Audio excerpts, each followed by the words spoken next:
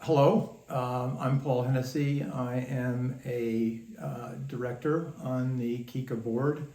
I also serve as the chair of the governance task force, which is part of a continuing effort within KICA to improve our governance and update our governing documents. Early this year, the board mandated the governance task force to consider and craft three major covenant amendments.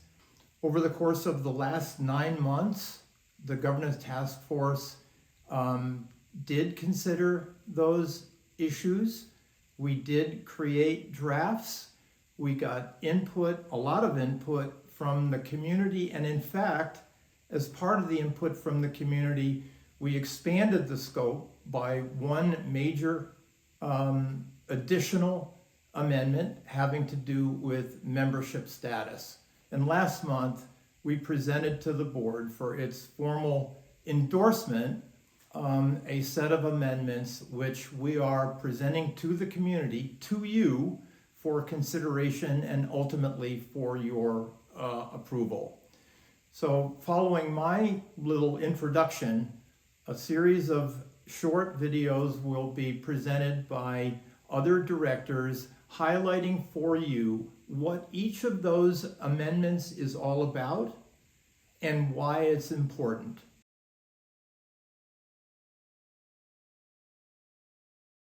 The amendment relating to the e-member status is very important.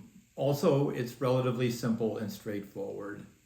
Under our existing documents, the developer, the Kiawah Island developer, has a special status as a member. It's referred to as the E-type member. The E-type member has a special entitlement which allows the E-member or the developer to appoint a member to the KICA Board of Directors. This amendment will eliminate that special privilege, and we believe that the elimination of that privilege is appropriate given the history and maturity of our community. This is not an amendment in any way disparaging or critical of the developer. Rather, it is an amendment to ensure that all directors of KICA are elected by the total membership. That is the essential purpose of this amendment.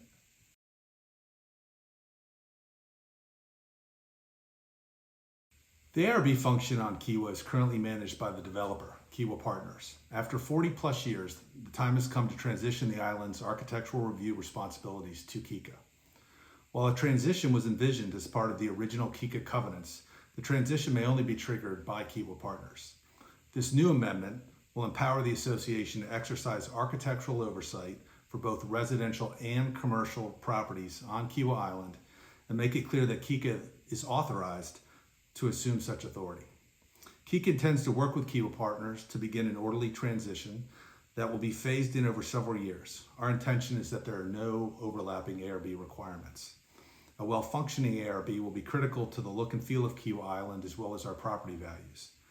Any transition will include a formal plan that provides for community input and approval by the KICA board.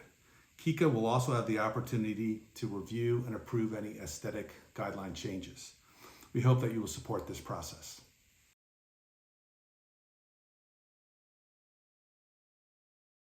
In community surveys, conversations that I have with community members, and the emails that I receive, overwhelmingly the topic is security, enforcement, and the rules and regulations. So it's a top concern for our community. The purpose of this amendment is to formalize KICA's authority via the board to establish, modify, and enforce reasonable rules and regulations. The amendment will correct an oversight that occurred several years ago when a similarly approved amendment was not recorded in a timely fashion as required by state law. While our rules are still enforceable, this amendment will correct that administrative error. One notable change to this amendment is that we have added enhanced member protections for the most serious violations and related sanctions. Your attention to this matter is greatly appreciated, and most importantly, in my view, can only enhance our Kiowa Island experience. Thank you.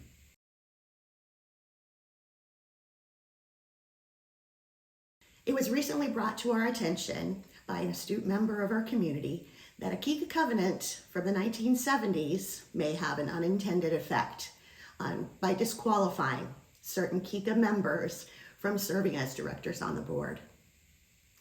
That clause is not the same one conferring voting rights on members or the one that confers your rights to enjoy our member amenities. The language in question requires a property owner to be a natural person in order to be eligible as a director on the board.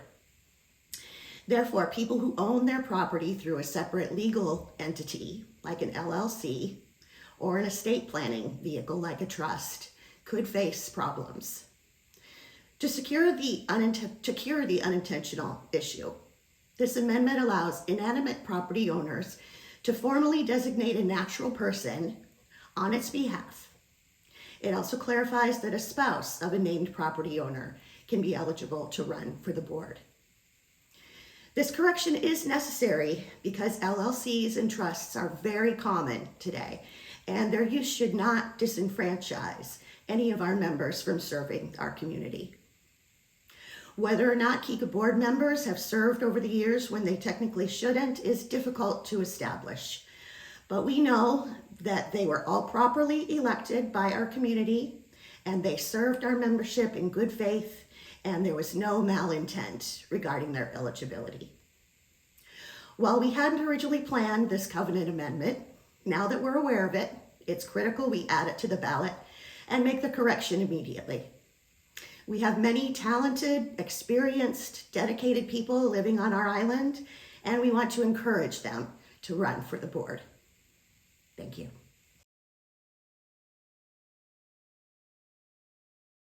The administrative amendment does not impact our core governance structure. Rather, it's providing updates to our covenant documents. For instance, the town of Kiowa Island didn't exist at the time our covenants were written, so we've updated the documents to show Charleston County and/or the town of Kiowa Island. Charleston County RMC office changed its name, so we've updated the document to say Register of Deeds. We'd no longer refer to the head of the board as the president, but as the chair. It's these kind of terminology updates that are contained within this amendment. Also, we've updated our notice requirements. Our notice is our obligation to you to notify you about meetings and voting. There's an additional stipulation that says, should the covenants conflict in any way with South Carolina law, South Carolina law controls. This amendment is very straightforward and provides important updates to the document. We thank you for your support of this amendment.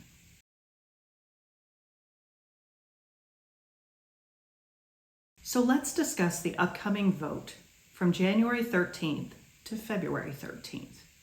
If you were a KICA member as of the December 4th date of record, you are eligible to vote. The votes are assigned by your Kiowa property. For most of our members, you will receive your ballot by email on January 13th from our voting company, votenow.com. It will be sent to your primary email address on file for your property. For those of our members who do not have an email address on file, we will send you a ballot by U.S. mail. The vote will be open for 30 days. For this vote, you will be asked to focus on several sections of the ballot. 1, the director election. You will be voting to fill 2 seats on the KICA Board of Directors. 2, the covenant amendments. The KICA Board is recommending 5 covenant amendments for your consideration. You will be asked to vote for, against, or abstain for each amendment. And 3, you will have an attendance proxy assigned to the secretary of the board. This year, it's very important for all members to participate in the vote. As you know, and I know, We struggle each year to reach the 51% quorum needed for a director election. For the past 3 years, we've managed to make it to 55 or 58%. However, a covenant requirement is higher. It requires a 60% quorum. In addition to the quorum requirement, each covenant amendment must receive 75% vote in favor of the non-abstaining votes. This is why we're asking all members to participate in the vote this year. You can review voting materials at kica.us/vote. We ask you to look for your ballot on January the 13th, and we urge you to participate in this important vote for the community. Thank you for your support, and thank you for your consideration.